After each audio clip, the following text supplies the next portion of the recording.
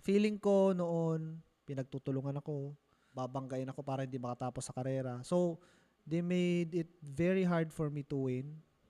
Kasi pala, dati, ang totoong story niyan, meron chop-chop. Yung chop-chop ng premyo. Chop-chop ng premyo. Ang hirap ng pinagdaanan ko niyan, chop-chop na yan. Gusto nila ako isama sa usapan, Kuya Sam. Oh, chop-chop tayo.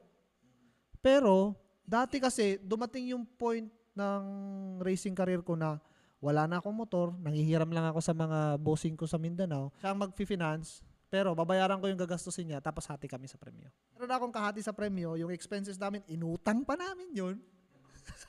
Pag nakipag-chop-chop ako dito sa mga boys, chachap-chapin na naman ulit na wala na matitira sa akin. And yun yung hindi ko ma-explain na situation ko na, and kung ano yung kinikita ko lang dati, kasi dumating yung point na hindi na ako kayang suportahan ng